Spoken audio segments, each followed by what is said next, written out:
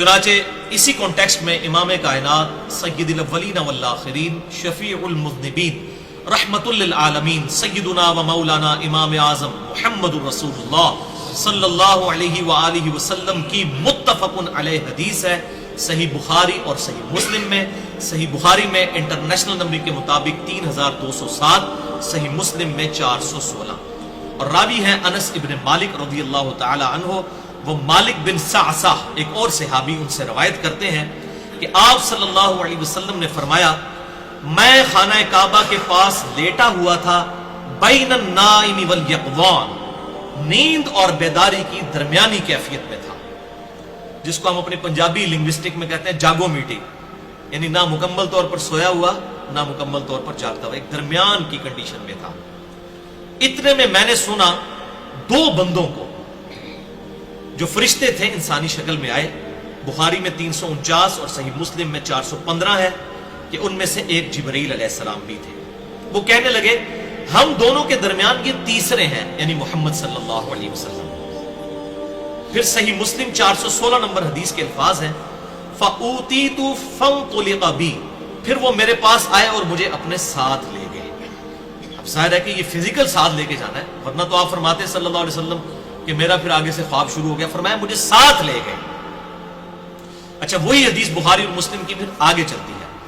فرشتے مجھ کو لے گئے، پھر میرے پاس ایک سونے کا تشت لایا گیا جس میں زمزم کا پانی تھا. بخاری 349، مسلم 416. جبرائیل علیہ السلام نے میرا سینہ چاک کیا، پھر اسے آب زمزم سے دھویا، پھر سونے کا تشت لائے جو حکمت اور ایمان سے بھرا ہوا تھا، اسے میرے سینے میں ڈال دیا اور پھر میرے سینے کو جوڑ دیا. اب آپ اندازہ کریں کہ وہ تشت ایمان و حکمت کا آیا، سونے کا. ایمان و حکمت بھرے گئے آپ صلی اللہ علیہ وسلم کے سینہ مبارک میں، اور جو آپ صلی اللہ علیہ وسلم کا دل مبارک دھویا گیا سونے کے تشت میں، پانی جو ہے وہ جنت سے نہیں آیا، وہ زمزم ہی تھا. اس سے آپ اندازہ لگائیں اس زمزم کی فضیلت کا. زمزم سے دھویا گیا، یہ بڑی امپورٹنٹ بات ہے، پوائنٹ ٹو بی نوٹ. تو یہ واقعہ ہے جسے ہم شق الصدر کا واقعہ کہتے ہیں، آپ صلی اللہ علیہ وسلم کے سینہ مبارک کے چاک ہونے کا واقعہ. اور یہ واقعات آپ صلی اللہ علیہ وسلم کے ساتھ نمبر آف ٹائمز ہوئے. بعض کہتے ہیں 3 دفعہ، بعض کہتے ہیں 4 دفعہ. بہرحال مجھے جو صحیح الاسناد احادیث میں 2 واقعات تو بالکل پیٹ ملے. ایک تو یہ شب معراج والا، اور ایک آپ صلی اللہ علیہ وسلم کے ساتھ بچپن میں بھی یہ واقعہ ہوا 8 سے 10 سال کی عمر میں، جب آپ صلی اللہ علیہ وسلم تربیت کے لیے سیدہ حلیمہ سعدیہ رضی اللہ تعالی عنہا کے پاس تھے. صرف دودھ پینے کے لیے نہیں، بلکہ اس وقت رواج تھا کہ شستہ عربی سیکھنے کے لیے بچوں کو بچپن کے 10-12 سال جو ہے وہ قبائلی علاقوں میں بھیجا جاتا تھا تاکہ وہاں سے شستہ عربی ایٹیکیٹ سیکھ کر آئیں. تو آپ صلی اللہ علیہ وسلم کو بھی وہاں پر بھیجا گیا بچپن میں. 8 سے 10 سال کی عمر تھی. اور یہ واقعہ ہے صحیح مسلم 413 نمبر حدیث انٹرنیشنل نمبر کے مطابق کہ آپ صلی اللہ علیہ وسلم کے ساتھ آپ کے بہن بھائی بھی تھے دودھ کے رشتے سے. سیدہ حلیمہ سعدیہ کے جو اولاد تھی، انہوں نے دیکھا کہ کوئی شخص آیا، اس نے آپ صلی اللہ علیہ وسلم کو زمین پر لٹایا، آپ کا سینہ چاک کیا، دل مبارک باہر نکالا اور اس کے ساتھ خون کا ایک لوتھڑا تھا جسے ریموو کر دیا، اور پھر کہا کہ یہ دنیا کا حصہ تھا جو اس دل میں موجود تھا وہ نکال دیا، جو ہمیں اپنی جبلت میں ہر ایک انسان کو ملے گا. شیطان بھی اٹیچ ہے اور ایک فرشتہ بھی اٹیچ ہے، جو صحیح مسلم میں آتا ہے کہ ہر انسان کے ساتھ ایک شیطان اور ایک فرشتہ ہے. اور نبی صلی اللہ علیہ وسلم میں اللہ تعالیٰ نے مجھے غلبہ دیا ہے، میرے ساتھ جو شیطان بھی اٹیچ تھا وہ بھی مجھے نیکی کی طرف ہی دعوت دیتا ہے. تو آپ صلی اللہ علیہ وسلم کے سینہ مبارک سے وہ فزیکل ریموومنٹ بھی کر دی گئی اس حوالے سے. اور پھر اس میں بھی الفاظ ہے کہ زمزم سے دھویا سیدنا جبرائیل علیہ السلام نے آپ صلی اللہ علیہ وسلم کے دل مبارک کو. اور یہ ایکسپیرینس تقریباً 10 سے 12 سال کی عمر میں آپ صلی اللہ علیہ وسلم کے ساتھ یہ ایکسپیرینس ہوا. صحیح مسلم 413 نمبر حدیث. اسی حدیث میں الفاظ ہیں کہ وہ جو بہن بھائی ساتھ کھیل رہے تھے انہوں نے تو شور مچا دیا. سیدہ حلیمہ کے پاس آئے اور کہا کہ ہمارے بھائی محمد صلی اللہ علیہ وسلم کو کوئی قتل کر گیا. ظاہر ہے جی اتنا بڑا ایکسپیرینس، سینہ چاک، دل نکال لیا، تو قتل کرنے کی مترادف پیچھے کیا بچ جاتا ہے. اور یہ دیکھیں یہ معجزہ تھا، اور آپ صلی اللہ علیہ وسلم خود بھی اس کو روایت کر رہے ہیں. یہ آپ صلی اللہ علیہ وسلم نے حضرت انس بن مالک کو بتائی یہ ساری باتیں کہ یہ معاملہ میرے شب معراج بھی ہوا اور بچپن میں بھی ہوا. تو ہم میں سے کسی کا دل باہر اس طرح نکال لیا جائے تو کوئی ہوش نہیں رہتی. تو یہ معجزانہ طور پر سارے معاملات ہوئے. آپ صلی اللہ علیہ وسلم خود اس کے راوی ہیں. تو اسی حدیث میں الفاظ ہیں کہ سیدہ حلیمہ سعدیہ دوڑتی ہوئی آئیں، نبی صلی اللہ علیہ وسلم کا چہرہ مبارک فک ہو چکا تھا، اور حضرت انس ابن مالک کہتے ہیں کہ میں نے اپنی آنکھوں سے، صحیح مسلم 413 نمبر حدیث، آپ صلی اللہ علیہ وسلم کے سینہ مبارک پر، پورے سینہ مبارک پہ سلائی کے نشان بھی دیکھے ہیں، جس سے جبریل نے وہ سینہ سیا تھا۔ تو سلائی کے نشان اسی وقت ہوں گے جب فزیکلی اس کو ریموو کیا جائے، یہ کوئی روحانی آپریشن نہیں تھا جو ادھر اکثر لوگ کہتے ہیں جنات روحانی آپریشن کر، میں ان کو پھر پھکی دیتا ہوں کہ جنات نے کبھی خطرہ تو نہیں کیا، کیونکہ خطرہ سامنے نظر آ جاتا ہے نا، روحانی آپریشن تو کیسے نظر آئے، خطرہ کوئی کر کے دسے نا، پھر اسی مننا کہ ہاں جی جنات کر گئے نے خطرہ، یا کوئی بزرگ کر گئے روحانی آپریشن۔ تو یہ فزیکلی آپ صلی اللہ علیہ وسلم کے سینہ مبارک کے اوپر یہ نشان موجود تھے۔ اس سے یہ بات پتہ چلی کہ آپ صلی اللہ علیہ وسلم کے ساتھ بچپن ہی سے بڑے ایکسٹرا آرڈنری ایکسپیرینسز ہو رہے تھے۔ ایک وہ ابو طالب کا جو واقعہ ملتا ہے کہ وہ تجارت کے سفر کے دوران، وہ تو صحیح سند سے ثابت نہیں ہے، لیکن ایک اور واقعہ ملتا ہے صحیح مسلم میں انٹرنیشنل نمبر کے مطابق 5939 کہ آپ صلی اللہ علیہ وسلم فرماتے ہیں کہ میں اس پتھر کو آج بھی پہچانتا ہوں جو میری بعثت سے پہلے بھی مجھے سلام کیا کرتا تھا۔ اب اندازہ کریں آپ، ایک شخص جو نبی ابھی بن کر مبعوث نہیں ہوا اور اس کے ساتھ فزیکلی ایک پتھر کلام کر رہا ہے، تو بہت ایکسٹراڈنری ایک جو ہے وہ ایکسپیرینس ہے۔ تو آپ صلی اللہ علیہ وسلم کو بچپن ہی سے اس قسم کے ایکسپیرینسز کا سامنا کرنا پڑ رہا تھا، کیونکہ بچپن ہی سے نبی جو ہے وہ اللہ کی حفاظت میں ہوتا ہے، اور پیغمبر جو ہے وہ بچپن سے ہی پیغمبر ہوتا ہے۔ یہ بھی بات یاد رکھیے گا، مبعوث بے شک بعد میں ہو، لیکن وہ اللہ تعالیٰ کی خاص حفاظت کے اندر ہوتا ہے جو پیغمبر ہے بچپن سے۔ اچھا، اب اسی طرف واپس آئے، صحیح مسلم 411 نمبر حدیث، وہی واقعہ معراج۔ پھر میرے سامنے ایک براق لایا گیا، اور وہ ایک ایسا جانور تھا جو سفید رنگ کا تھا، گدھے سے اونچا اور خچر سے چھوٹا، اور اس کی رفتار کا یہ حال تھا کہ اس کا سم وہاں پڑتا تھا جہاں اس کی نگاہ، یعنی اتنا تیز تھا کہ جہاں نگاہ، حد نگاہ پہ اس کا پہلا قدم جا کے پڑتا تھا، اتنی سپیڈ والا تھا۔ تو آج سائنس ہمیں بتا رہی ہے نا، روشنی کی رفتار جو ہے وہ کتنی ہے، 3 لاکھ کلومیٹر ایک سیکنڈ میں، 1,86,000 میل فی سیکنڈ۔ جو روشنی ہے وہ زمین کے 7 چکر لگا سکتی ہے ایک سیکنڈ کے اندر، پوری زمین کے سرکمفرنس کے، 40,000 کلومیٹر کا یہ ہے سرکمفرنس، 7 چکر ایک سیکنڈ کے اندر۔ تو براق جو ہے برق سے نکلے، بجلی کو کہتے ہیں، بجلی کسی روشنی کسی تیزی کے ساتھ اس کا وہاں سم پڑتا تھا جہاں اس کی نگاہ۔ تو یہ آج ہمیں آئنسٹائن نے جو ہے یہ بات سمجھائی ہے کہ اس سے مراد کیا ہے۔ بہرحال یہ الگ سے ایک ٹاپک ہے، میں اور طرف نکل جاؤں گا۔ میں اس براق پر سوار ہوا اور بیت المقدس تک آیا، اور وہاں اس جانور کو اس حلقہ سے باندھ دیا جس سے اور انبیاء کرام علیہ السلام نے بھی اپنے جانوروں کو باندھا ہوا تھا، یعنی انبیاء کرام وہاں پر آئے تھے، ظاہر ہے یہ فزیکلی وہاں، اور وہی پتھر جسے آپ صلی اللہ علیہ وسلم اوپر گئے آسمانوں پر، اسے ہی ڈوم آف دا راک کہتے ہیں، قبہ صخرہ اس کے اوپر ہی بنا ہوا ہے وہ۔ تو وہ فزیکلی، جو غامدی صاحب سے بھی میں ریکویسٹ کروں گا، یہ عملی تواتر ہے مسلمانوں کا، اور تابعین کے دور کے اندر اس کے اوپر وہ گولڈن کلر کا گنبد رکھ دیا گیا تھا۔ یہ قبر نہیں تھی، قبروں پر گنبد نہیں رکھا گیا۔ اس سے یہ بھی بات پتہ چل گئی کہ اگر گنبد رکھنا ہوتا اس وقت آپ وسلم کی قبر مبارک پہ بھی رکھ دیا جاتا، جو 650 سال بعد ایک بدعتی مصری بادشاہ جو رافضی تھا، اس نے منت مان کے وہ گنبد رکھا تھا۔ تو یہ گنبد جو اس وقت گولڈن کلر کا رکھا گیا تابعین کے دور کے اندر، بلکہ صحابہ بھی ابھی زندہ تھے، یہ حضور صلی اللہ علیہ وسلم کی وفات کے تقریباً 70 سال کے بعد کا واقعہ ہے، ولید بن عبد الملک کے دور میں وہ مکمل ہوا۔ تو لیکن انہوں نے گنبد اس کے اوپر رکھا، وہ ڈوم آف دا راک، اس پتھر کے اوپر، وہ جس کی جعلی تصویریں بھی بعض کا، وہ صحیح تصویر ہے، اس کے نیچے سے جو مٹایا ہوا ہے نا کہ ہوا میں آج تک معلق ہے، یہ بالکل جھوٹ ہے، وہ ہوا میں معلق نہیں ہے بلکہ وہ زمین کے اوپر ہی ہے۔ تو اس کے ساتھ حلقے کے ساتھ باندھ دیا۔ اب بھائیو، مسجد الحرام سے بیت المقدس پہنچنے کے دوران آپ صلی اللہ علیہ وسلم کو اللہ تعالیٰ نے کچھ فزیکل ایکسپیرینسز کروائے، جو سورہ بنی اسرائیل میں ہے، لِنُرِيَهُ مِنْ آیاتنا، تاکہ ہم اپنی قدرت کی نشانیاں دکھائیں اپنے محبوب صلی اللہ علیہ وسلم کو۔ اب وہ نشانیاں کیا ہیں وہ میں یہاں پر ہی ذکر کروں، ظاہر ہے کہ ایک ترتیب کے ساتھ چل رہے ہیں۔ چنانچہ اس کانٹیکسٹ میں کل 5 کتابوں میں صحیح سند کے ساتھ یہ حدیث موجود ہے۔ اس کے ضعیف طرق بھی ہیں، امام ابن کثیر نے جرح بھی کی ہے، ضعیف طرق کے اوپر امام بہقی نے بھی، لیکن جو صحیح طرق ہے اس کا، جس کو امام بہقی نے بھی صحیح کہا، میں وہ بیان کرنے لگا ہوں، اور شیخ زبیر لزئی رحمہ اللہ نے بھی اسے صحیح کہا 5 کتابوں سے۔ نمبر 1 سنن نسائی۔ اب یہ میں 5 کتابوں کا حوالہ اس لیے دے رہا ہوں کہ یہ حدیث بڑے لوگوں کو ہضم نہیں ہوتی ہے، اس لیے میں نے اس کو اتنا ایمفسائز کر کے بیان کیا ہے۔ سنن نسائی میں 451 نمبر دارالسلام کی انٹرنیشنل نمبر کے مطابق، دلائل النبوہ امام بھیکی میں 649 نمبر جسے امام بھیکی نے خود صحیح کہا۔ تیسری کتاب مجموع الزوائد ابن حجر اسقلانی کے استاد امام حیثمی، ان کی کتاب میں 236 نمبر، المعجم الکبیر طبرانی میں 7142 نمبر، اور تفسیر طبری میں بھی سورہ بنی اسرائیل کی تفسیر میں صحیح سند کے ساتھ ان 5 کتابوں میں یہ حدیث موجود ہے، انس ابن مالک سے اور سیدنا شداد بن اوس رضی اللہ تعالی عنہما سے، کہ نبی صلی اللہ علیہ وسلم فرماتے ہیں جب میں جبرائیل کی معیت میں چلا تو ایک جگہ پہنچ کر انہوں نے عرض کی کہ یہاں اتر کر نماز ادا کیجئے۔ جب میں نماز پڑھ چکا تو جبرائیل نے عرض کی کیا آپ صلی اللہ علیہ وسلم جانتے ہیں یہ کون سی جگہ ہے؟ پھر ساتھ ہی جبرائیل نے کہا اے اللہ کے محبوب صلی اللہ علیہ وسلم یہ طیبہ ہے، یعنی مدینہ شریف جو آپ کی ہجرت گاہ بنے گی۔ اس سے یہ بات پتہ چلی کہ یہ واقعہ معراج ہجرت سے پہلے ہوا ہے، بنے گی۔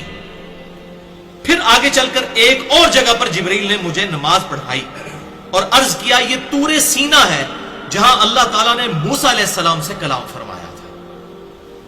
پھر آگے چل کر ایک اور جگہ نماز پڑھوائی اور عرض کیا یہ بیت اللحم ہے جو کہ سیدنا عیسیٰ علیہ السلام کی پیدائش کی جگہ ہے۔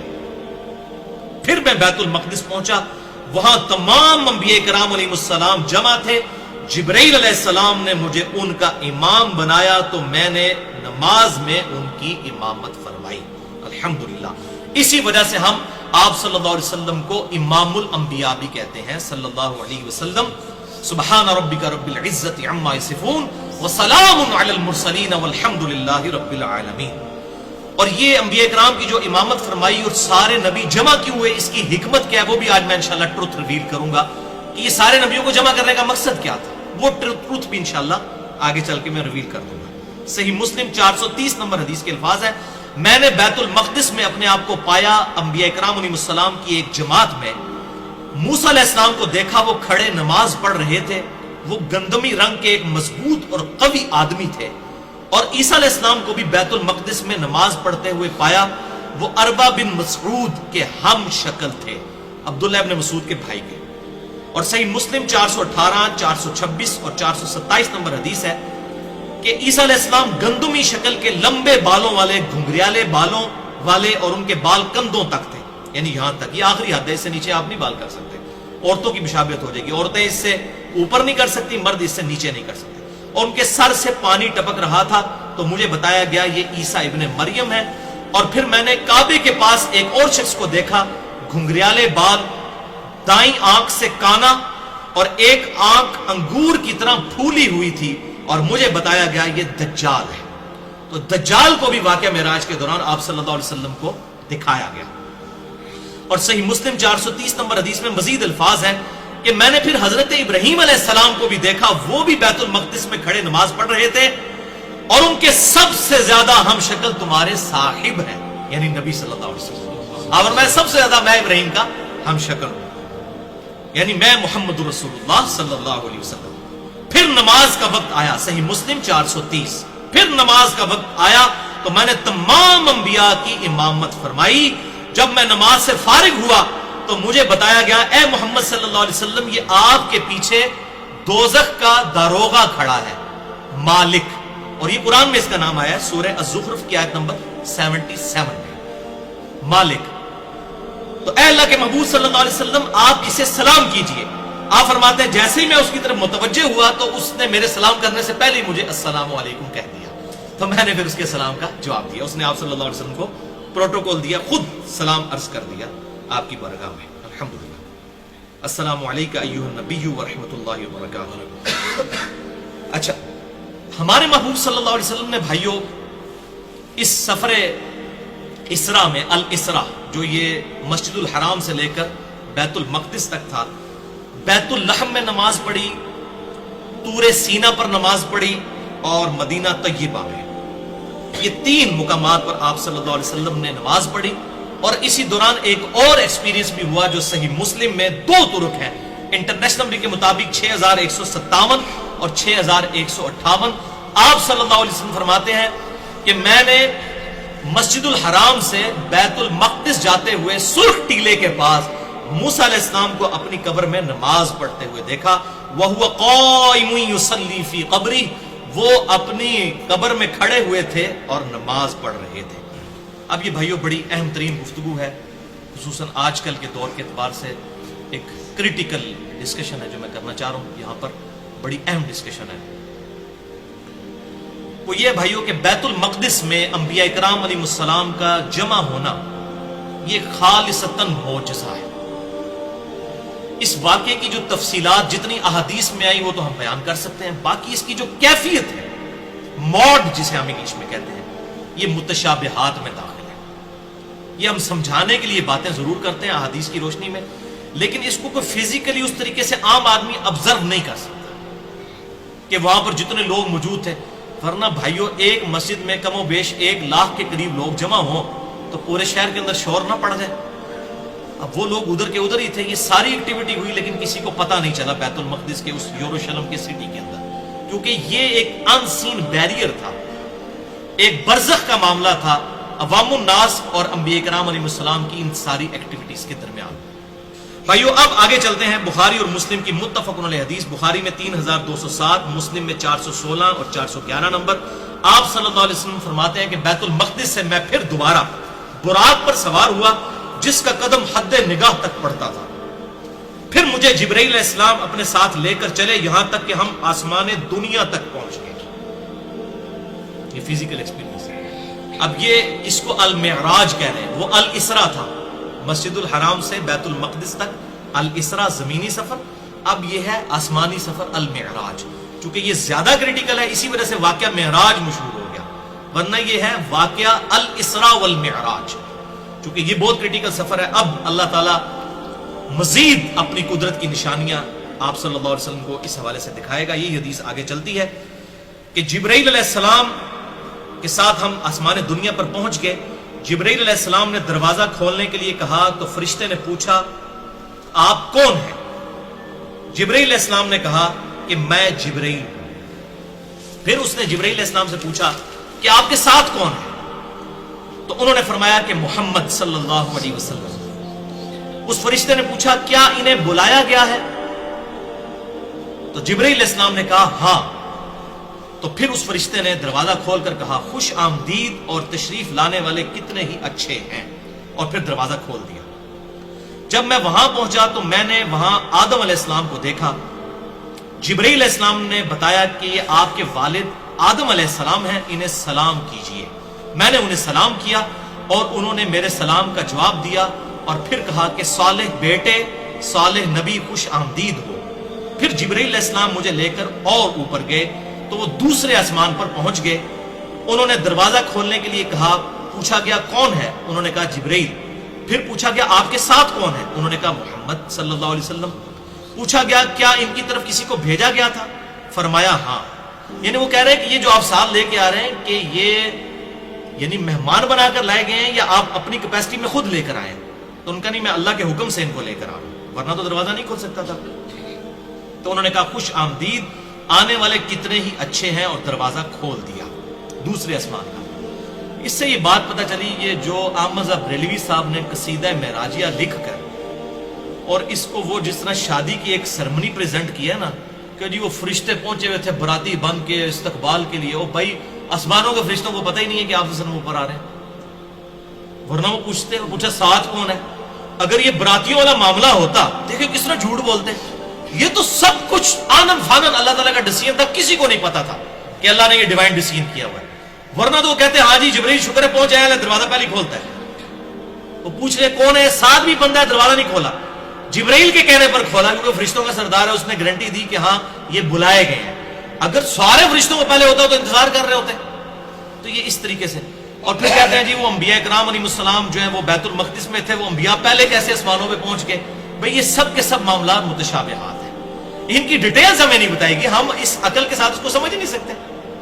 بلکہ اس عقل کے ساتھ تو اگر آپ کو انجینئرنگ نہیں آتی ہے، آپ تو الیکٹرو میگنیٹک ویوز کو سمجھ کے موبائل کی جو ورکنگ کا فینومینا ہے اس کو بھی نہیں سمجھ سکتے، جو فزیکل فینومینا ہے، روحانی نہیں ہے۔ تو آپ یہ روحانی معاملات کیسے سمجھ سکتے ہیں؟ یا میں آپ کو سمجھا سکتا ہوں، ہم تو اتنی زبان کھول سکتے ہیں جتنی اللہ کے محبوب صلی اللہ علیہ وسلم نے ہمیں تعلیمات فرمائی ہیں، اسی کے اندر اندر ہم اپنا آپ کو بتا سکتے ہیں، یہ ہمارا اپنا ذاتی علم نہیں ہے۔ تو دوسرے آسمان پر پہنچے تو کہتے ہیں آپ صلی اللہ علیہ وسلم دروازہ کھولا گیا، جب میں وہاں پہنچا تو یحییٰ اور عیسیٰ علیہ السلام سے ملاقات ہوئی، وہ دونوں خالہ زاد تھے، فرمایا گیا یہ یحییٰ علیہ السلام ہے اور یہ عیسیٰ علیہ السلام ہے، ان دونوں کو سلام کیجیے۔ میں نے سلام کیا تو ان دونوں نے میرے سلام کا جواب دیا اور مجھے کہا صالح بھائی خوش آمدید ہو، نبی صالح خوش آمدید ہو۔ اور سنن ابن ماجہ میں حدیث ہے 4081 نمبر انٹرنیشنل نمبر کے مطابق، المستدرک للحاکم میں بھی موجود ہے، امام حاکم نے بھی صحیح کہا، امام ذہبی نے بھی موافقت کی، مسند امام احمد میں بھی ہے، اور میں نے مسئلہ نمبر 12 حیات مسیح اور نزول مسیح علیہ السلام میں بھی یہ حدیث بیان کی ہے کہ جب حضرت عیسیٰ علیہ السلام سے آپ صلی اللہ علیہ وسلم کی ملاقات ہوئی نا، تو حضرت عیسیٰ علیہ السلام اور باقی انبیاء کرام علیہ السلام سے جو آسمانوں پر ملاقات ہوئی تو سب سے آپ صلی اللہ علیہ وسلم نے پوچھا کہ بتاؤ قیامت کب آئے گی، تو سب نے کہا کہ اس کا علم صرف اللہ کے پاس ہے، اور تم چلے جاؤ حضرت عیسیٰ کے پاس۔ پھر آپ صلی اللہ علیہ وسلم الٹیمیٹلی حضرت عیسیٰ کے پاس آئے کہ آپ بتائیے کہ قیامت کب آئے گی، تو انہوں نے کہا کہ قیامت آنے کا تو مجھے نہیں پتا، لیکن ایک بات یہ ہے کہ قیامت سے پہلے دجال آئے گا اور اللہ تعالیٰ مجھے آسمان سے زمین پر اتارے گا، اور جہاں تک میری سانس جائے گی میری سانس سے وہ پگھلے گا، اس کو میں قتل کروں گا۔ اور اس کا ذکر اشارتاً قرآن میں بھی موجود ہے کہ حضرت عیسیٰ علیہ السلام قیامت کی خبر ہے، مسئلہ نمبر 12 میں نے ڈیٹیل سے ریکارڈ کروایا، سورہ الزخرف آیت نمبر 61 ہے، وَإِنَّهُ لَعِلْمٌ لِلسَّاعَةِ، اور عیسیٰ علیہ السلام قیامت کی خبر ہے۔ یہ سنن ابن ماجہ 4081 نمبر حدیث ہے، مستدرک للحاکم میں بھی موجود ہے، امام حاکم نے صحیح کہا، امام ذہبی نے صحیح کہا، اور مسند امام احمد میں بھی موجود ہے۔ دوسرے آسمان پر حضرت عیسیٰ علیہ السلام سے یہ ڈسکشن ہوئی۔ پھر مجھے تیسرے آسمان پر لے جایا گیا، پھر وہی گفتگو ریپیٹ ہوئی۔ تیسرے آسمان پر یوسف علیہ السلام سے ملاقات ہوئی، چوتھے آسمان پر حضرت ادریس علیہ السلام سے ملاقات ہوئی، پانچویں آسمان پر ہارون علیہ السلام سے ملاقات ہوئی، اور پھر چھٹے آسمان پر پہنچے تو دروازہ کھولنے کے لیے کہا تو انہوں نے پوچھا کون، فرمایا جبریل۔ پوچھا گیا آپ کے ساتھ کون، فرمایا محمد صلی اللہ علیہ وسلم۔ پوچھا گیا ان کی طرف پیغام بھیجا گیا تھا، فرمایا ہاں۔ کہا گیا خوش آمدید، آنے والے کتنے ہی اچھے ہیں، دروازہ کھول دیا گیا۔ جب میں وہاں چھٹے آسمان پر پہنچا تو موسیٰ علیہ السلام تشریف فرما تھے، جبریل علیہ السلام نے فرمایا یہ موسیٰ ہیں، انہیں سلام کیجئے۔ میں نے انہیں سلام کیا تو انہوں نے سلام کا جواب دیا۔ پھر فرمایا صالح بھائی اور صالح نبی خوش آمدید ہو۔ جب میں موسیٰ علیہ السلام سے آگے بڑھنے لگا یعنی 7ویں آسمان کی طرف، تو موسیٰ علیہ السلام رونے لگے۔ تو ان سے پوچھا گیا آپ کیوں رو رہے ہیں؟ تو انہوں نے فرمایا میں اس لیے روتا ہوں کہ ایک نوجوان محمد صلی اللہ علیہ وسلم جو میرے بعد مبعوث کیا گیا، اور اس کی امت جنت میں جانے والے افراد میری امت کے جنت میں جانے والے افراد سے بہت زیادہ ہوں گے، یعنی اللہ نے یہ بہت بڑی فضیلت دی ہے، یعنی یہ ان کا رشک کی وجہ سے رونا تھا کہ میرے بعد آیا اور اللہ نے اس کو یہ فضیلت دی۔ اور بخاری اور مسلم کی متفق علیہ حدیث ہے کہ جنتیوں کا نصف امت محمدیہ صلی اللہ علیہ وسلم سے، اور اس کی وجہ بھی یہی ہے، بخاری اور مسلم کی متفق علیہ حدیث ہے تمام نبیوں پر ایمان لانے والے لوگوں کی تعداد ڈیپینڈ کرتی تھی اس نبی کو دیے گئے معجزے پر، اور مجھے اللہ تعالیٰ نے وحی یعنی القرآن کا معجزہ دیا۔ میں اللہ سے امید کرتا ہوں سب سے زیادہ امتی جنت میں جانے والے میری امت سے ہوں گے، کیونکہ میرا معجزہ سب سے بڑا ہے، اور آج ہمیں پریکٹیکل نظر آ رہا ہے۔ آپ دیکھ لیجیے، Islam is the fastest growing religion in America, in Europe. اس کے اوپر میں کئی لیکچر دے چکا ہوں، مسئلہ نمبر 64 دیکھ سکتے ہیں، مسئلہ نمبر 1 دیکھ سکتے ہیں، مسئلہ نمبر 115 دیکھ سکتے ہیں، اور کافی لیکچرز۔ تو بہرحال سنن ابن ماجہ میں بھی ایک حدیث موجود ہے، آپ صلی اللہ علیہ وسلم نے فرمایا کہ جنتیوں کی 120 میں سے 80 صفحے میری امت سے ہوں گے، 120 میں سے 80 صفحے۔ تو حضرت موسیٰ علیہ السلام ایویں نہیں رو رہے تھے، انہوں نے کہا یہ میرے بعد نوجوان آیا اور اس کی امت زیادہ جنت میں جائے گی۔ پھر مجھے 7ویں آسمان پر لے جایا گیا، جبریل علیہ السلام نے دروازہ کھولنے کے لیے کہا تو پوچھا گیا آپ کون ہیں؟ فرمایا جبریل۔ پوچھا گیا آپ کے ساتھ کون؟ فرمایا محمد صلی اللہ علیہ وسلم۔ پوچھا گیا کیا ان کی طرف پیغام بھیجا گیا تھا؟ فرمایا گیا ہاں۔ اب دیکھ لیجیے، کوئی بارات نہیں، کوئی باراتی نہیں، پتہ نہیں کہاں سے سٹوری بنا لی قصیدہ معراجیہ میں حمزہ بریلوی صاحب نے۔ پھر انہوں نے کہا خوش آمدید، کتنے ہی اچھے ہیں آنے والے۔ جب میں وہاں 7ویں آسمان پر پہنچا تو وہاں ابراہیم علیہ السلام تشریف فرما تھے۔ جبریل علیہ السلام نے کہا اے محمد صلی اللہ علیہ وسلم یہ آپ کے باپ ابراہیم علیہ السلام ہیں، انہیں سلام کیجئے۔ چنانچہ میں نے انہیں سلام کیا تو انہوں نے میرے سلام کا جواب دیا۔ پھر فرمایا صالح بیٹے، صالح نبی خوش آمدید۔ ایک آدم علیہ السلام نے حضور کو بیٹا کہا اور ایک ابراہیم علیہ السلام نے، باقی سب نے کہا بھائی۔ اس حوالے سے ایک حدیث بھی ہے صحیح سند کے ساتھ مجموع الزوائد میں انٹرنیشنل نمبر کے مطابق 16898، مسند احمد میں بھی موجود ہے جلد 5 صفحہ 418 پر 23598 نمبر، کہ ابراہیم علیہ السلام نے حضور صلی اللہ علیہ وسلم کو ایک نصیحت کی کہ اپنی امت تک میرا پیغام پہنچائیے گا، آپ تک بھی وہ پہنچ جائے۔ اپنی امت سے کہیے گا کہ جنت کی سرزمین خوب زرخیز ہے، لہذا وہاں کاشتکاری کرو، اس کی مٹی بڑی عمدہ ہے، بڑا پھل دینے والی ہے، اور یہاں پر کاشتکاری کرو، اور وہ وظیفہ ہے لا حول ولا قوت الا باللہ، یہ جتنی بار پڑھو گے وہاں پر جنت میں درخت لگیں گے۔ ایک ویسے روایت سبحان اللہ الحمدللہ کے لیے بھی ہے، وہ ضعیف ہے، یہ صحیح سند کے ساتھ ہے لا حول ولا قوت الا باللہ۔ پھر مجھے سدرۃ المنتہا تک لے جایا گیا، اس کے میوے یعنی وہ سدرۃ المنتہا ایک سمجھ لیں بیری کے ٹائپ کا ایک درخت ہے، ہجر کے مٹکوں کی مانند تھے، اس کے پتے ہاتھی کے کانوں کی طرح تھے۔ جبرائیل نے بتایا یہ سدرۃ المنتہا ہے، سدرۃ المنتہا یعنی یہ حد ہے، اس سے آگے کوئی چیز نہیں جا سکتی۔ وہاں 4 نہریں تھی، 2 باطنی اور 2 ظاہری تھی۔ میں نے کہا جبرائیل یہ 2 چیزیں کیا ہیں؟ تو انہوں نے بتایا یہ 2 باطنی نہریں ہیں اور 2 نہریں جنت میں بہتی ہیں، اور 2 ظاہری نہریں ہیں جو دنیا کے اندر نیل اور فرات کے نام سے۔ ظاہر ان کا کوئی روحانی ریلیشن شپ اللہ تعالیٰ کے ساتھ ہے، ظاہر اللہ کے خزانوں میں سے ہی یہ سارے معاملات چل رہے ہیں، اس کی ڈیٹیل میں ہم نہیں جا سکتے۔ پھر مجھے بیت المعمور کی طرف لے جایا گیا، میرے پاس شراب، دودھ اور شہد کا برتن لایا گیا۔ یہ آپ کا ٹیسٹ تھا، 3 برتن لائے گئے، دودھ کا، شراب کا اور شہد کا۔ تو آپ صلی اللہ علیہ وسلم نے دودھ والا برتن اٹھا لیا، تو جبرائیل نے کہا کہ اے اللہ کے محبوب آپ نے فطرت کو اختیار کیا ہے، اگر کوئی اور آپ پی لیتے تو آپ کی امت گمراہ ہو جاتی۔ یہ دوسری روایت بخاری مسلم میں آتا ہے۔ تو آپ صلی اللہ علیہ وسلم نے دودھ اس میں سے نوش فرمایا۔ پھر مجھ پر دن میں 50 نمازیں فرض کی گئی، یہی سدرۃ المنتہا کے اوپر۔ میں واپس آیا، موسیٰ علیہ السلام کے پاس سے گزرا، یعنی 6ٹھے آسمان پہ آئے، تو انہوں نے پوچھا آپ صلی اللہ علیہ وسلم کو کیا حکم ملا؟ میں نے کہا کہ مجھ پر ہر روز 50 نمازیں پڑھنے کا حکم دیا گیا۔ انہوں نے فرمایا آپ صلی اللہ علیہ وسلم کی امت ہر روز 50 نمازیں پڑھنے کی طاقت نہیں رکھے گی، اللہ کی قسم میں آپ صلی اللہ علیہ وسلم سے پہلے لوگوں کا تجربہ کر چکا ہوں، اور بنی اسرائیل کا مجھے سخت تجربہ ہے۔ آپ اپنے رب کے حضور دوبارہ جائیں اور اپنی امت کے لیے تخفیف کی درخواست کریں، 50 نمازیں بہت زیادہ ہیں۔ میں دوبارہ گیا تو مجھ سے 10 کم کر دی گئی۔ پھر میں موسیٰ علیہ السلام کے پاس آیا، پھر انہوں نے وہی بات کی۔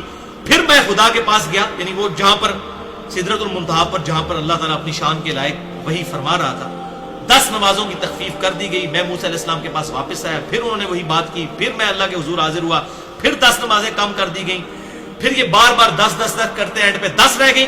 پھر موسیٰ علیہ السلام کے پاس آیا تو انہوں نے کہا ایک بار اور جائیے، تو وہ نمازیں 5 کر دی گئی۔ میں موسیٰ علیہ السلام کے پاس آیا تو انہوں نے پوچھا آپ کو کیا حکم دیا گیا؟ انہوں نے کہا 5 ہر روز پڑھنے کا حکم دیا گیا ہے۔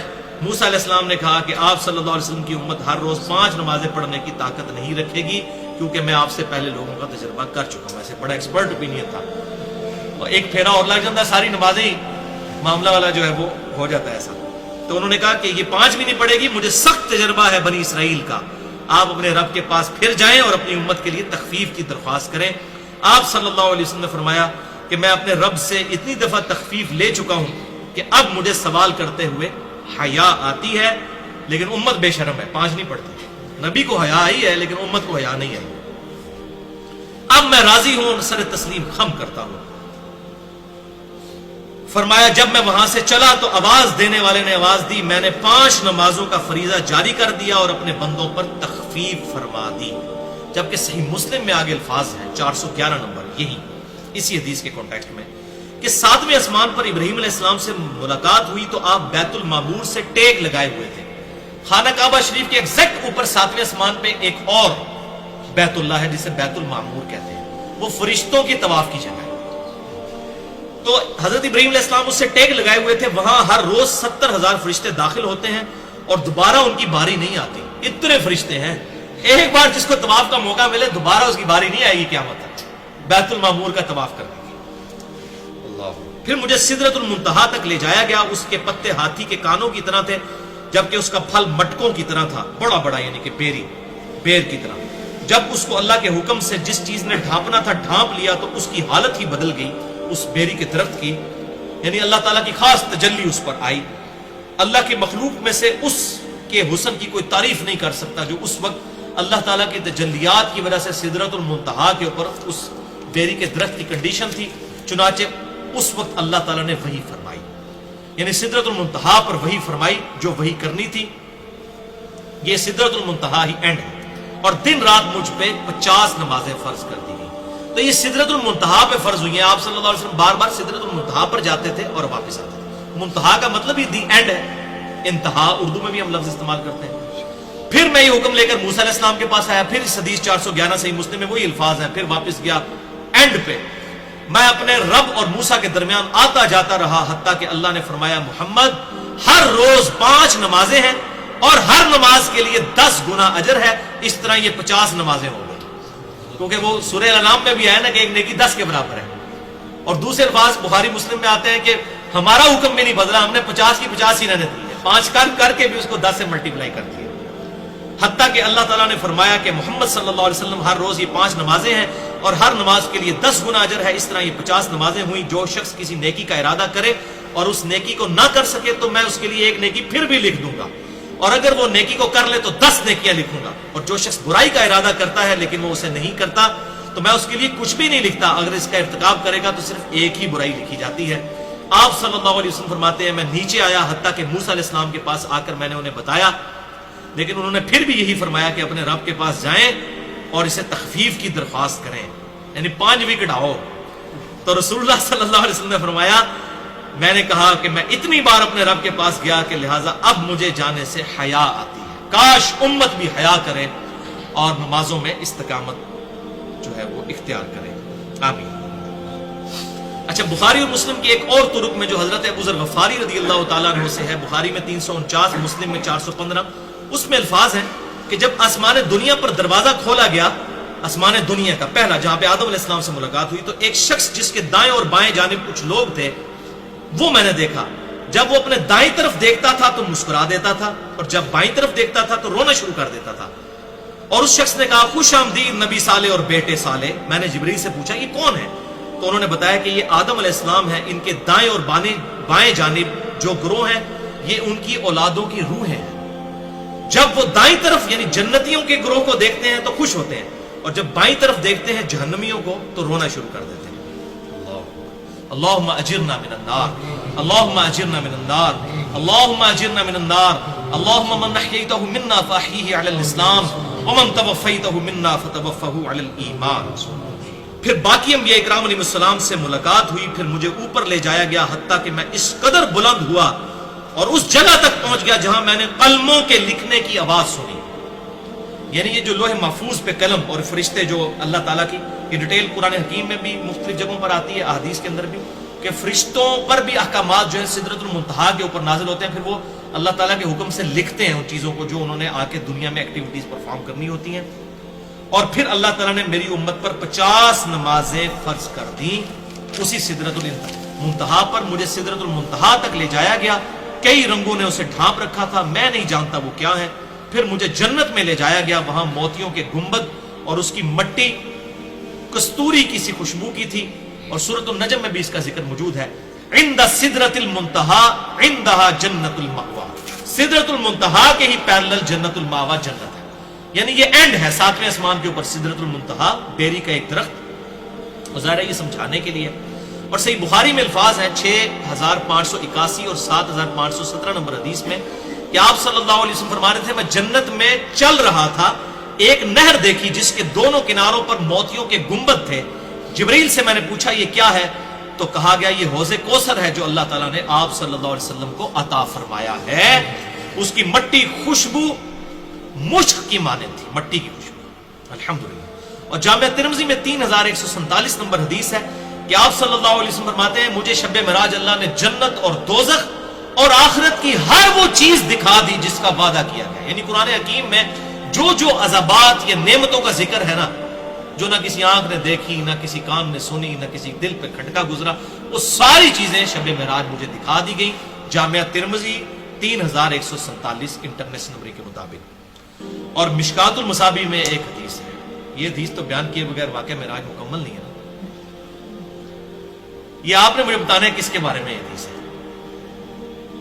مشکات المصابیح میں انٹرنیشنل نمبر کے مطابق 5149 شرح السنہ اور شعب الایمان امام بہقی کی کتاب کے کانٹیکسٹ میں انہوں نے وہ حدیث دی ہے کہ آپ صلی اللہ علیہ وسلم نے فرمایا کہ میں نے دوزخ میں شب معراج کچھ لوگوں کے ہونٹ دیکھے کہ آگ کی کینچیوں سے کاٹے جا رہے ہیں. بولے اعوذ باللہ تعالی. مجھے بتایا گیا یہ آپ کی امت کے خطباء ہے، تقریریں کرنے والے، یعنی آپ دوسرے معنوں میں جو میں کہتا ہوں علماء کرائم، علماء سو. ایک ہے علماء کرام عزت والے علماء، ایک ہے علماء کرائم، کرائم انگلش والا مجرم علماء. ان کے ہونٹ کاٹے جا رہے ہیں. اور 7 الفاظ بڑے خطرناک ہیں، اور اس میں الفاظ ہیں جبرائیل علیہ السلام نے عرض کی کہ یہ لوگوں کو تو نیکی کا حکم دیتے تھے اور خود عمل نہ کرتے تھے، کتاب اللہ پڑھتے تھے مگر کتاب اللہ پر عمل نہ کرتے تھے. سب سے پہلے مولوی نے پکڑا جانا ہے.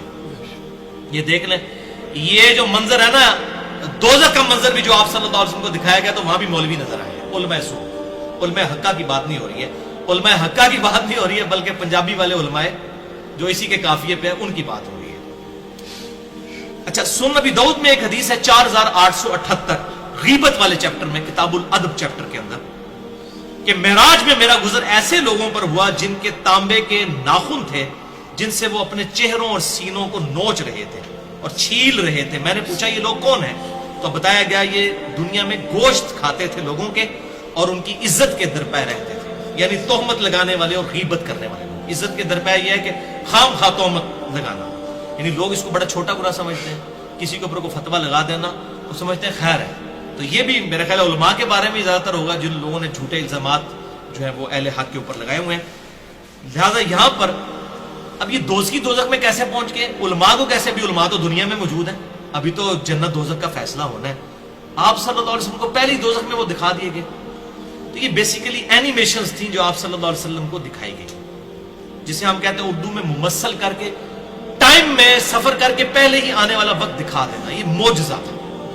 لہٰذا اس کانٹیکسٹ میں غامدی صاحب کا موقف ٹھیک ہے کہ آپ صلی اللہ علیہ وسلم کو بعض ایسے مناظر دکھائے جاتے تھے جو اینیمیشنز ہوتے تھے، کیونکہ ابھی اسٹیبلش نہیں ہوئے وہ، لیکن وہ الگ سے ایک ٹاپک ہے. اس پہ اگر آپ کو شوق ہو تو میں آپ کو بتا دیتا ہوں. یہ ساری حدیثیں بخاری اور مسلم کے کتاب التعبیر اور کتاب الرقیہ چیپٹر میں مل جائیں گی. آپ صلی اللہ علیہ وسلم کو خوابوں میں، اور ظاہر نبی کا خواب وحی الہی ہوتا ہے. قرآن حکیم میں حضرت ابراہیم علیہ السلام کو خواب ہی دکھایا گیا تھا نا، بیٹے کو ذبح کرنے والا. اور بخاری اور مسلم کی حدیث ہے کہ انبیاء کی خبروں میں سے 46واں حصہ ہے یہ خواب نبوت کے حصے میں سے. تو بخاری اور مسلم میں یہ کئی احادیث ہیں. بخاری میں کتاب التعبیر چیپٹر ہے، مسلم میں کتاب الرقیہ ہے، اور یہ ساری کمبائنڈ فارم میں آپ کو مشکات المصابیح میں انٹرنیشنل نمبر کے مطابق 4606 سے لے کر 4627 تک 22 احادیث مل جائیں گی، جس میں آپ صلی اللہ علیہ وسلم کو جنت اور دوزخ کے مناظر خواب میں دکھائے گئے. وہ تمام اینیمیشنز اور وہ ساری چیزیں اللہ تعالیٰ نے ممثل کر کے فزیکلی دکھا دی تھی. الحمدللہ. صحیح مسلم میں ایک اور حدیث ہے 431 نمبر. عبداللہ ابن مسعود رضی اللہ تعالیٰ عنہ کہتے ہیں کہ جب رسول اللہ صلی اللہ علیہ وآلہ وسلم کو معراج کروائی گئی تو انہیں سدرۃ المنتہا تک لے جایا گیا. وہ 6 آسمان پر ہے. باقی ساری حدیثوں میں آیا کہ سدرۃ المنتہا 7ویں آسمان پہ ہے، اس میں 6. تو اس کی پھر علماء نے تعویل یہ کی ہے، محدثین رحمہ اللہ نے، کہ یہ سدرۃ المنتہا کا درخت 6 آسمان سے شروع ہو کر 7ویں پر مکمل ہوتا ہے. کیونکہ آپ دیکھیں سدرۃ المنتہا میں آتا ہے، آپ نے فرمایا انہیں پتے دیکھے اور اس کے مٹکوں کی طرح کے فروٹ دیکھے. ظاہر ہے کہ وہ پتے اور فروٹ تو اوپر والے حصے میں ہوتے ہیں، تو جڑ اس کی 6 سے شروع ہو جاتی ہے. زمین سے اوپر جانے والی ہر چیز کی حد سدرۃ المنتہا ہے. اسی مقام سے احکامات لیے جاتے ہیں. فرشتوں کو بھی، جبرائیل کو بھی، اور نبی صلی اللہ علیہ وسلم پہ بھی نمازیں اسی مقام پر فرض ہوئی تھی، سدرۃ المنتہا پر. اور اوپر سے جو حکم آتا ہے یہیں پر آ کر رکتا ہے اور یہیں سے احکام لیے جاتے ہیں. آپ صلی اللہ علیہ وسلم نے فرمایا جس چیز نے سدرہ کو ڈھانپنا تھا اس کو ڈھانپ رکھا تھا. ابن مسعود رضی اللہ تعالیٰ عنہ کا بیان ہے کہ اس سے مراد ہے، اور یہ آیت قرآن حکیم میں موجود ہے، وہ سونے کے پروانے اور پتنگے تھے جو کہ اس کے اوپر بیٹھے ہوئے تھے، یعنی سدرۃ المنتہا کے اس بیری کے درخت کے اوپر. رسول اللہ صلی اللہ علیہ وسلم کو سدرۃ المنتہا پر اللہ نے 3 چیزیں عطا فرمائیں. صحیح مسلم 431 نمبر. یہ اب آپ سن لیجیے. نمبر 1 5 نمازیں عطا فرمائیں. نمبر 2 سورۃ البقرہ کی آخری 2 آیات. میں اکثر آپ کو کہتا ہوں، ہمارے بلو کارڈ پہ بھی لکھی ہوئی ہیں، آمن الرسول بما انزل الیہ من ربہ والمؤمنون کل آمن باللہ وملائکتہ وکتبہ ورسلہ لا نفرق بین احد من رسلہ. یہ آخر تک صحیح بخاری اور صحیح مسلم کی متفقن علیہ حدیث ہے. بخاری میں 3886، مسلم میں 428. جابر بن عبداللہ رضی اللہ تعالیٰ عنہ کہتے ہیں کہ آپ صلی اللہ علیہ وسلم نے فرمایا جب قریش مکہ نے مجھے معراج کے حوالے سے جھٹلا دیا، بہت بڑا دعویٰ تھا، 40 دن کا سفر اس زمانے میں، زمینی سفر آج بھی 2000 کلومیٹر اور ایریل ڈسٹنس ہوائی سفر 1200 کلومیٹر. ایک بندہ کہ میں رات کے حصے میں وہاں بھی گیا، وہاں سے آسمانوں پہ واپس بھی آ گیا. تو قریش مکہ نے مجھے جھٹلایا تو میں حتیم کعبہ میں کھڑا ہو گیا، وہ جو سائیڈ پہ چھوٹی سی دیوار ہے. اللہ تعالیٰ نے میرے لیے بیت المقدس روشن کر دیا. کتنی دور؟ 2000 کلومیٹر زمینی سفر اور 1200 کلومیٹر ایریل ڈسٹنس. اتنی دور سے بیت المقدس ایسے سامنے لا کے رکھ دیا. اور قریش مکہ جو کچھ مجھ سے پوچھتے جاتے تھے میں علامات بیان کرتا جاتا تھا. الحمدللہ یہ کتنا بڑا معجزہ تھا. اس سے علم غیب والا بھی عقیدہ کلیئر ہوا. اس میں نے مسئلہ نمبر 6A کے اندر بھی یہ حدیث بتائی تھی کہ آپ صلی اللہ علیہ وسلم کو اللہ تعالیٰ غیبی خبریں عطا فرماتا ہے. اب وہ دیکھیں کیسے اوٹ پٹانگ سوال شروع کر دیا. انہوں نے کہا اچھا جی تم کہتے ہو ہم راتوں رات وہاں گئے ہیں. اچھا یہ بھی پتا چل گیا کہ یہ کوئی خواب نہیں تھا، ورنہ خواب ہوتا تو وہ کبھی مطالبہ ہی نہ کرتے کہ آپ نے کیا کیا دیکھا وہاں پر. خواب میں تو بڑے بڑے لوگ ہو آتے ہیں. تو وہ کہہ رہے اچھا تم گئے ہو تو ذرا بتاؤ کہ وہاں بیت المقدس کی سیڑھیاں کتنی تھیں، کتنے دروازے تھے. آپ اندازہ کریں ایک بندہ اگر ایک رات کے لیے زندگی میں پہلی اور آخری دفعہ وہاں پر گیا ہے تو اس کو یہ آپ کی اکیڈمی کی جو سیڑھی ہے میں کچھ 4 سال سے چڑھ رہا ہوں، آپ مجھے پوچھیں کتنی سیڑھی ہے میں نہیں بتا سکتا، حالانکہ میں سینکڑوں دفعہ چڑھ چکا ہوں. آپ صلی اللہ علیہ وسلم ایک دفعہ گئے ہیں. اب جب یہ سوال کرنے شروع کیے تو ظاہر ہے آپ صلی اللہ علیہ وسلم کیسے اس نظر سے تو آپ نے وہ چیزیں یاد نہیں کی ہوئی تھی. تو بخاری اور مسلم کے الفاظ ہیں بیت المقدس میرے لیے روشن کر دیا گیا. وہ پوچھتے جاتے تھے میں دیکھ کے بتاتا جاتا تھا. الحمدللہ. بلکہ صحیح مسلم میں الفاظ ہیں انٹرسٹنگ 430 نمبر حدیث کہ رسول اللہ صلی اللہ علیہ وسلم فرماتے ہیں میں نے اپنے آپ کو حتیم میں کھڑا کیا جب قریش مکہ نے مجھ سے میرے سفر معراج کے متعلق سوال کیے تو انہوں نے بیت المقدس کی کچھ چیزوں کے متعلق مجھ سے سوالات کرنے شروع کیے لیکن مجھے وہ یاد نہیں تھی. اب خواب ہوتی تو وہ کبھی نہ کہتے، فزیکل ایکسپیرینس تھا تبھی وہ ڈیمانڈ کر رہے تھے، ورنہ کہتے خواب ہے جی چھڈو پرے. اتنی جو ہلچل مچ گئی اور اتنے لوگ جمع ہو گئے ان کا جی اچھا جی تسی گئے ہو دسو تے کہ تک جے. اب کئی لوگ ایسے بھی تھے جو بیت المقدس جایا کرتے تھے یروشلم میں تجارت کے لیے، کیونکہ مکے کے لوگوں کا تو کاروبار ہی تجارت تھا، ان کو وہاں تو کوئی چیز نہیں اگتی تھی، وہ اپنی چیزیں ہی وہاں لے کے جایا کرتے تھے. اون وغیرہ یہاں سے لے جاتے تھے، وہاں سے باقی چیزیں لے آتے تھے، جو بارٹر سسٹم ہے چیز کے بدلے چیز. تو ان کا اچھا جی اب وہ خصوصاً جو اس قسم کے فنیر قسم کے لوگ ہوں گے جو زیادہ سفر میں کرنے ہوتے اگے کیوں ہوں گے آج دسو کہ تک ہے تسی ہوتے. تو صحیح مسلم 430 نمبر حدیث کے الفاظ ہیں آپ صلی اللہ علیہ وسلم فرمایا میں اس قدر غمگین ہوا کہ اس طرح کا غم مجھے اس سے پہلے کبھی نہیں ہوا تھا. غم کیوں ہو گیا؟ کہ میں ایک سچا پیغمبر ہوں. اب یہ سوال اس طرح کے مجھ سے پوچھ رہے ہیں، اس نظر سے تو میرا وہ وزٹ ہی نہیں تھا. مجھ سے تو یہ پوچھو کہ میری انبیاء سے ملاقات ہوئی، جو میں نے ایکسپیرینس کیا. غمگین اس لیے ہو کہ اب یہ سوال کر رہے ہیں میں جواب کیسے دوں، اور جواب نہیں دیتا تو یہ جھٹلائیں گے. میں اس طرح غمگین ہوا کہ اس سے پہلے کبھی بھی غمگین نہیں ہوا تھا. چنانچہ اسی وقت اللہ نے میری نظروں کے سامنے بیت المقدس کو بلند کر دیا. میں اسے دیکھ رہا تھا 2000 کلومیٹر دور، اور وہ مجھ سے جس چیز کا سوال کرتے تھے میں انہیں بتا دیتا تھا. الحمدللہ.